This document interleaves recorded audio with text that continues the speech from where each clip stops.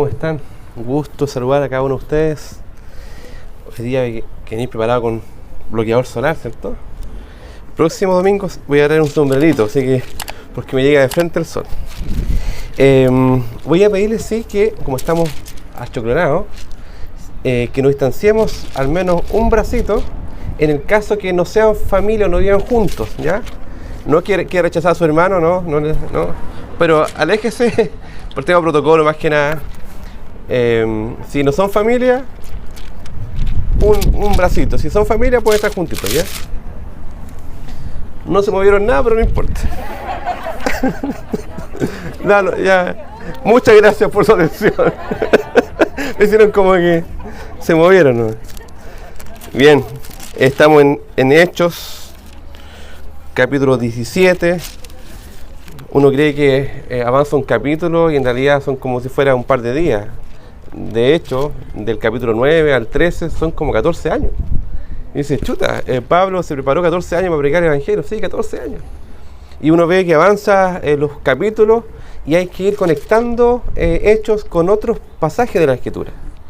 Vemos acá que Pablo llega a Tesalónica, ¿cierto? Primero, después pasa a Berea y después un texto que no leímos, pero pueden leerlo en su casa, llegan a Atenas. O sea, 3 lugares distintos. Entonces, si uno dice, si Pablo llegó a Tesalónica, ¿con qué carta o libro del Nuevo Testamento podría estar relacionado? Te la dije fácil, ¿no?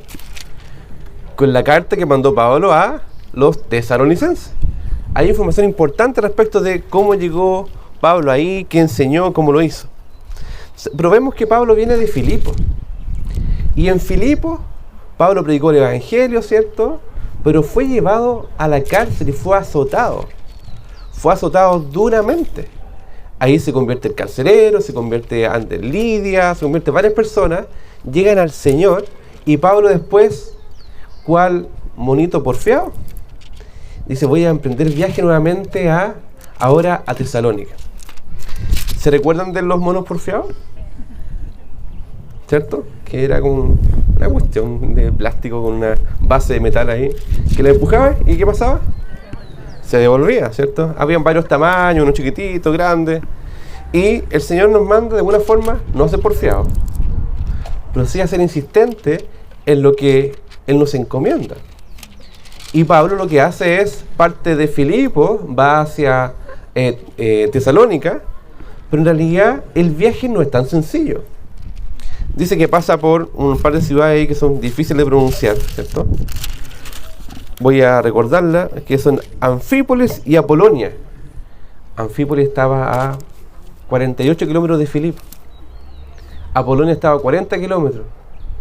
Y Tesalónica estaba a 60 kilómetros de Apolonia. Los matemáticos saquen la cuenta. ¿Cuántos kilómetros fueron que fue desde Filipos hasta Tesalónica? Y no era un viaje en avión. No era un viaje tampoco en cabina preferencial, nada por el estilo. No había Uber, ni Didi, nada. Era o a pie o a caballo. O sea, pero Pablo estaba ahí predicando el mensaje del evangelio una vez más.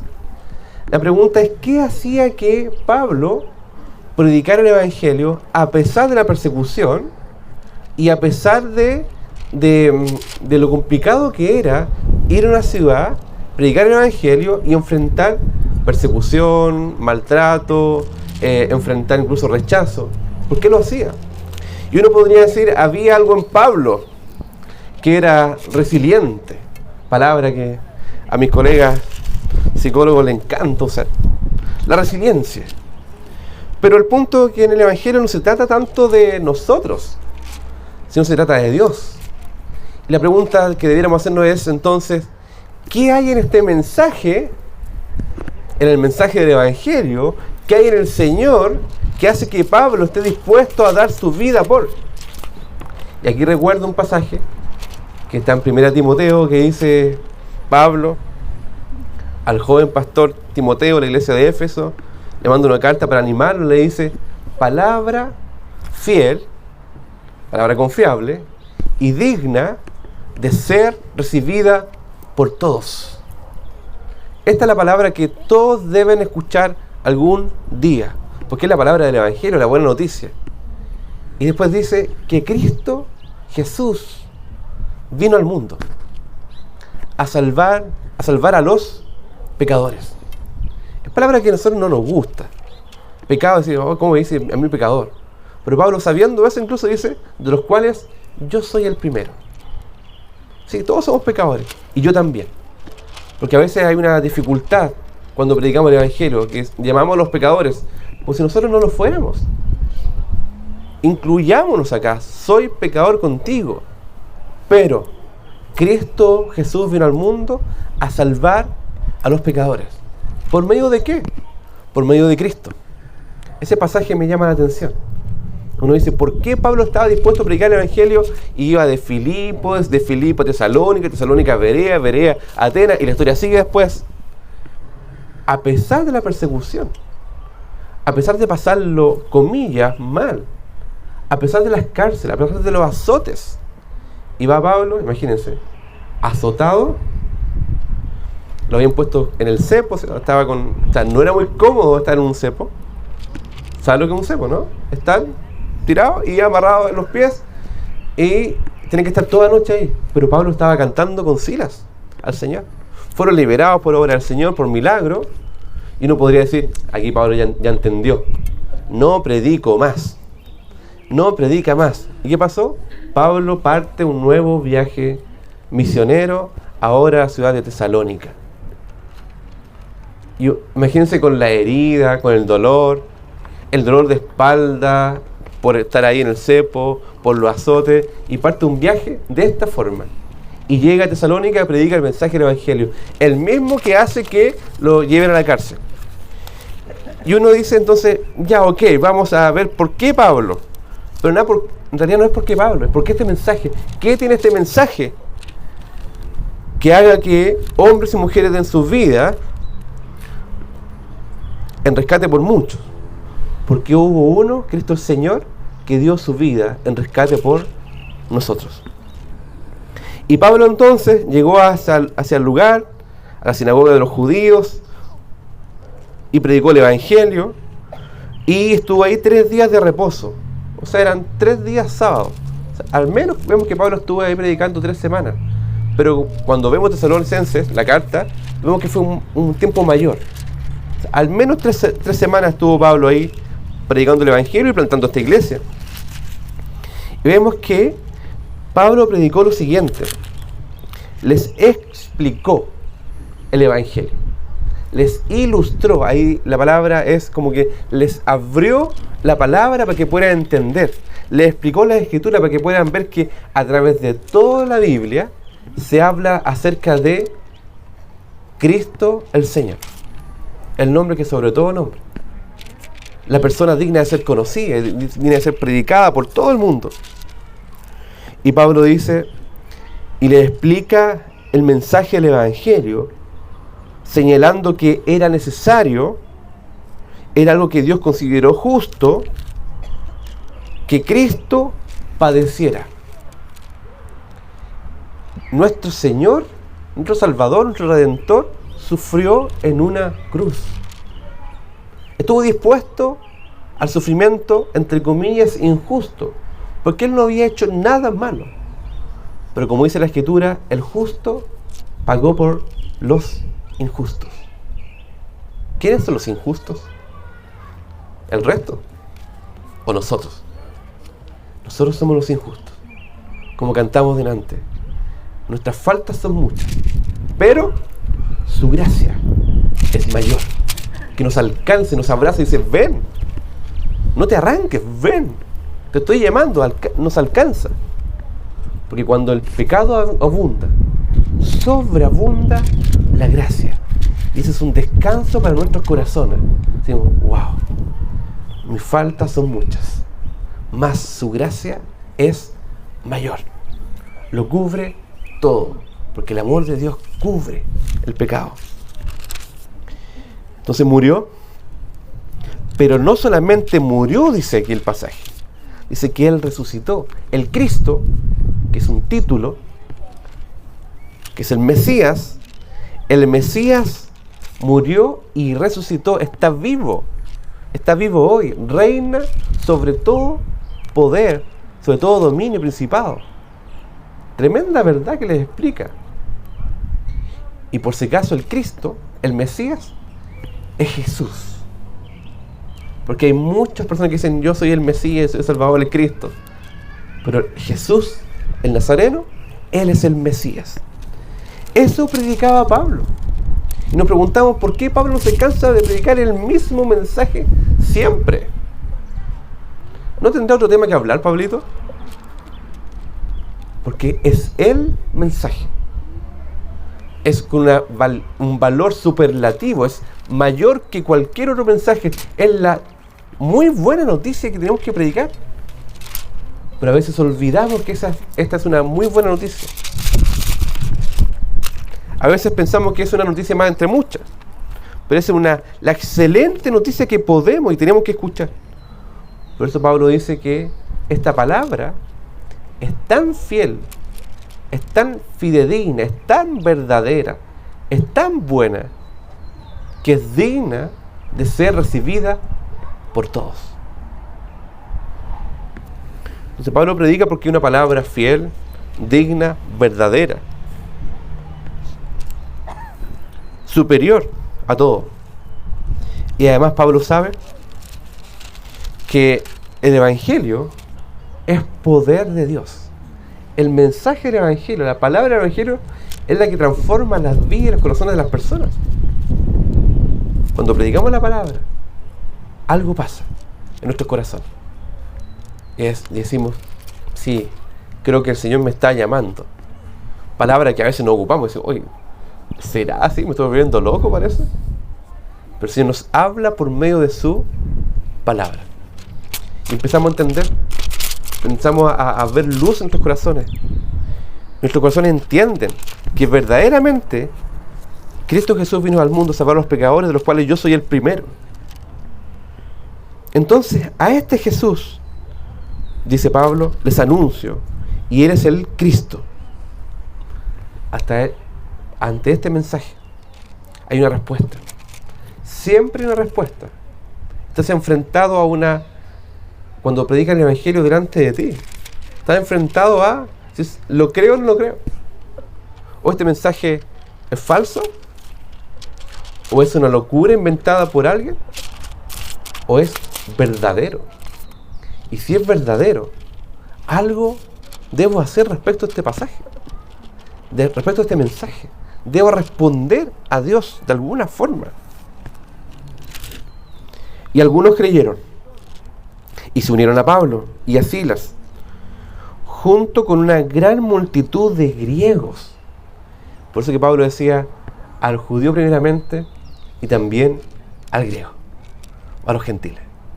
Entonces unos poquitos judíos creyeron, pero aquí hubo lo que se llamaría en términos modernos un avivamiento. O sea, un montón de gente, una gran multitud de griegos temerosos de Dios creyeron, y algunas mujeres principales, o sea, mujeres de influencia, habían creído. O sea, todo tipo de personas. Porque el Evangelio no es para un segmento de la población.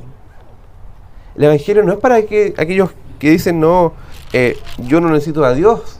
Quizás gente que tiene dificultades, necesita una muletilla que es Dios. No, el Evangelio es para cada uno de las personas. Diferente tipo de clase social. Eso no existe delante de Dios. Delante de Dios estamos en una condición. O estamos delante de Él por medio de Cristo, o estamos lejos de Él, sin Cristo. Pero siempre pasa que cuando la obra del Señor avanza, hay gente que se llena de envidia. Los judíos se llenaron de envidia y levantaron una turba de personas y fueron en contra de Pablo y también en contra de Jasón, que era un hombre que había ofrecido su casa para reunirse. Lo llevaron a la cárcel también a Jasón, que abrió su casa para decir, ¿sabes qué? Acá compartamos el Evangelio, lo recibo. Se dieron cuenta que Jasón lo recibió y entonces lo encarcelaron.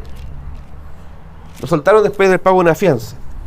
Entonces uno diría, oye, pero Pablo ya vivió esto antes. Y uno dice, ya, Pablo aquí entendió, va a decir, se va a poner más moderado y no va a seguir predicando. Sale de la ciudad. ¿Hacia dónde va? Hacia Berea. ¿Y qué es lo que hace? Usted ya sabe la historia. Pero díganme, ¿qué es lo que hizo Pablo después? Llegó a otra ciudad, a Berea. ¿Qué fue lo que hizo? Predicó el mensaje del Evangelio una vez más. Y estas personas reconocieron que había un valor tan potente en el Evangelio que Lucas, el autor de Hechos, señala de que estas eran personas aún más nobles que los anteriores. Los otros recibieron el mensaje del Evangelio, sí. Se convirtió en gente, sí. Pero ellos llegaron a un punto de escudriñar la Escritura para verificar que el mensaje estaba realmente acá. O sea, vamos, primer punto, vemos que el Evangelio es digno de ser recibido por todos y predicado a toda persona. Pero además es digno de ser estudiado, escudriñado y encontrar tesoro ahí. Y a veces nos conformamos con un poquito del mensaje y listo. No, que estudiar la Escritura no, me da cosa, me da lata, es como que un poquito aburrido. Pero en realidad cuando entendemos la gloria del Evangelio, vemos la Escritura y digo, wow, esto que me fascina. Que me fascina leer Salmos, Proverbios, Romanos, Génesis. Wow, y todo habla acerca de Cristo. ¡Qué maravilloso! Paréntesis. Muchas personas dicen, no, que yo no leo la Biblia porque tiene errores. Y un ejercicio que es bueno hacerlo, pero no tanto, ¿ya? Pasar la Biblia y decir, ya, dime los errores de la Biblia. Léela. ¿La has leído alguna vez? No.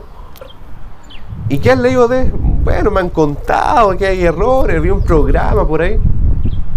No. Si no has leído la Biblia, si no has sido enfrentado a la palabra del Señor, si no la has escudriñado, realmente, es mejor decir, no sé. Antes de decir, ¿sabéis qué? No concuerda. O por último, ¿sabes qué? Es que nunca la he leído, nadie me la ha explicado. O bien, ¿sabes qué? Me es indiferente por ahora. O me cuesta creer. Súper bien. Pero el Señor siempre nos busca, nos alcanza por medio de su palabra. Y seguramente, si estás acá, es porque Dios de alguna forma te está llamando a una comunión con Él por medio de su Hijo Jesucristo. Nos enfrentamos a este hermoso mensaje del Evangelio. Y vemos que Pablo va a Berea. Los hermanos recibieron la palabra con toda solicitud, con alegría de corazón. Escudriñaron. ¿Qué significa escudriñar? Es como cavar, es como buscar un tesoro. Escudriñaron diariamente las Escrituras para saber si estas cosas eran así. Por eso, muchos de ellos creyeron, así como también un gran número de griegos, nuevamente, hombres y mujeres de distinción. O sea, todo tipo de personas creyendo en el mensaje del Evangelio. Y después Pablo se va de ahí porque una vez más había oposición. Se van a otra ciudad y se van a Atenas. Ya cada vez más griegos. Van a Atenas, buscan una sinagoga que había ahí, porque los judíos siempre buscan un lugar para reunirse, y discutían con las personas, o sea, conversaban pero aquí habían personas de ya filósofos, de dos corrientes de pensamiento, dice acá. Lo pueden buscar en el versículo 18. Los epicúreos y los estoicos. Y dice, ¿quiénes son ellos? Son corrientes filosóficas que ya fueron de la época, obviamente, del siglo II a.C., pero esos principios continúan aún. Y uno dice, ¿qué hay ahí? Menos los epicúreos eran los que decían, en términos bien sencillos, ¿sabes qué? Librémonos de toda clase de razones, de valores, y entreguémonos a nuestros deseos y pasiones. Total, como diría el proverbio actual, lo comido y lo bailado no me lo quita nadie. Comamos y bebamos, ¿cierto? Y esa filosofía no está hoy también. O sea, no importa lo que hagamos, da lo mismo lo que hagamos. Valores morales, hoy ¿qué es eso? No, soltemos esas cosas de la gente antigua. No tiene ningún valor. Los epicúreos. Y los estoicos eran diferentes. Era decir, no, hay que dar un trato duro al cuerpo. Hay que desprenderse de esos deseos mundanales. Por tanto, debemos estar dispuestos incluso a dar un latigazo, a no comer, a sufrir, ir a un monasterio, encerrarnos ahí, hacer votos de no sé cuántas cosas, porque la razón es lo más importante y el cuerpo no tiene ningún valor. Esas dos posturas aún continúan, de alguna forma. Pero Pablo debió predicar el Evangelio a ellos, que estaban filosofando acerca de Dios, de la vida, de la religiosidad. Les predica el Evangelio y les dice que en Cristo, de alguna forma, ven el pasaje después, sí hay una buena forma de vivir, pero también le dice, esa buena forma de vivir no es de una forma moralista, no es con mis esfuerzos, no es con mi trato duro del cuerpo, sino que es la obra del Señor cambiando nuestros corazones y acercándonos en arrepentimiento y en fe. Y saben, llegó un lugar, Pablo tenía que dar defensa del Evangelio, y lo invitan a un estilo de conferencia, al Areópago. Dicen, Pablo, ¿sabes qué? Quiero que nos presentes a esta nueva religión que estás predicando. Porque en Grecia había un sinnúmero de dioses. ¿Se recuerdan del colegio de alguna vez cuando vieron algo de filosofía? Los dioses que había, ¿cómo se llamaban? No era uno, eran un montón de dioses. Y además ellos, a cada dios también le hacían una imagen, ¿cierto? Pero estos hombres eran tan religiosos que pusieron en un lugar, decía lo siguiente: por si se nos olvidó algún dios, pusieron ¿cómo se dice? Una inscripción que decía al dios no conocido, por si acaso. Hay tantos dioses que capaz que se nos olvidó alguno. Y esta postura aún perdura, lo que se llama el politeísmo. O todo es Dios, o bien la postura de pensar de que hablamos de Dios, pero en realidad no está hablando de Dios, está hablando de una fuerza, una energía. Eso aún perdura. Y Pablo va con gracia, con amor, con misericordia, y les predica el Evangelio una vez más. Y les dice, veo que ustedes son hombres bien religiosos. Veo que ustedes son hombres que buscan la religiosidad. Veo que hablan de muchos dioses. Pero voy a predicar precisamente de ese Dios que ustedes no conocen. El Dios no conocido.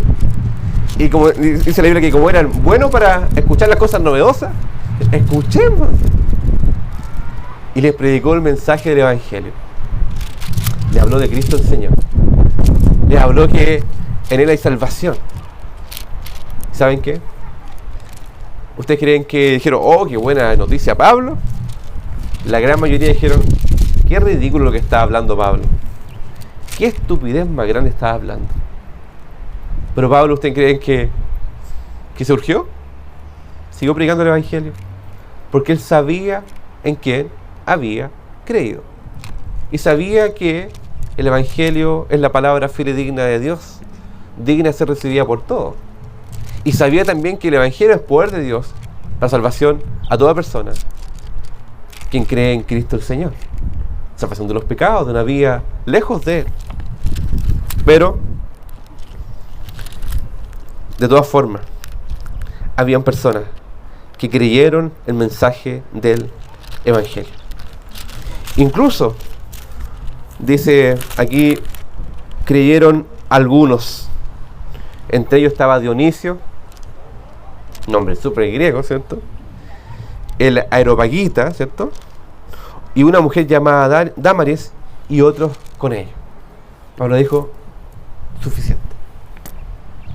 a mí me resta predicar el Evangelio. Entonces no es lo que había en Pablo, en su capacidad de resiliencia, de persistencia, perseverante. No era un mono porfiado, como decíamos antes. Era Dios obrando por medio de Pablo. ¿Qué hay en este mensaje que a pesar de mis pecados, que a pesar de mis errores, que a pesar de a veces escapar de Dios, aún me contiene y me busca?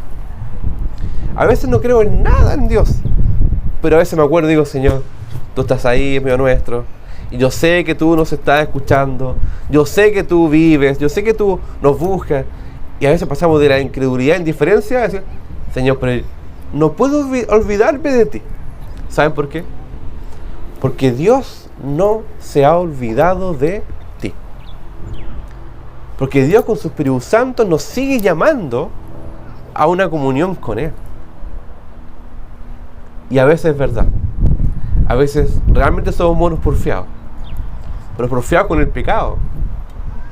Y volvemos sabiendo que hay una vida plena en Cristo. Sabiendo que el único mensaje digno de ser recibido de todos es el Evangelio. Y aún así arrancamos y nos vamos y nos olvidamos diariamente. Nos confundimos. Nos afanamos. Andamos en modo automático. El Señor nos dice, para, detente, piensa en cómo estás viviendo. Y hay una noticia que cambia la vida del corazón humano y cambia la historia del corazón humano, la historia familiar, la historia de familias, de iglesias, de naciones, que es el mensaje del Evangelio. Y a veces, en vez de ser monitos perseverantes en lo bueno, somos realmente porfiados. Pero nuestras porfías son muchas, pero su gracia es mayor. Porque Él no es porfiado, Él es perseverante en su gracia y verdad. Y va, nos alcanza. Cuando nos olvidamos, Él se acuerda. Cuando pecamos, Él nos llama a arrepentimiento. Cuando nos afanamos, Él nos da su paz. Cuando nos arrancamos, Él va y nos busca nuevamente. Porque su gracia es mayor.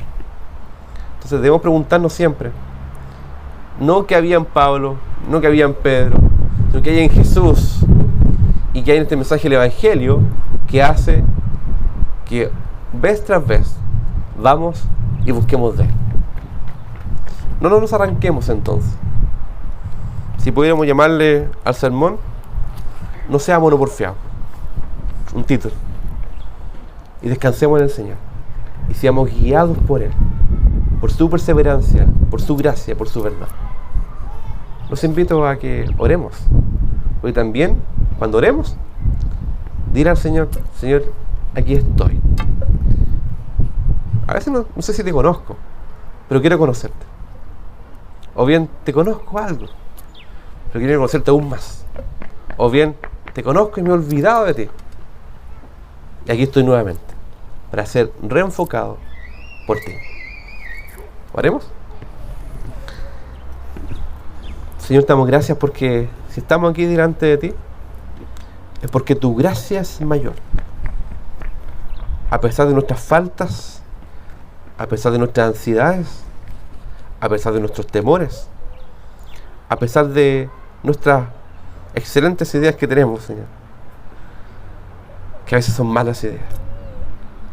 A pesar de eso, tú sigues perseverando en tu gracia y amor. Te damos gracias porque sabemos que el mensaje del Evangelio es fiel y verdadero, que es digno de ser confiado. Queremos confiar en ti y descansar en ti, para que tú nos guíes. Y además sabemos que es digno de ser predicado, así como lo hacía Pablo. El mismo mensaje siempre, en todas circunstancias, sin temor a la adversidad, sin temor a la persecución.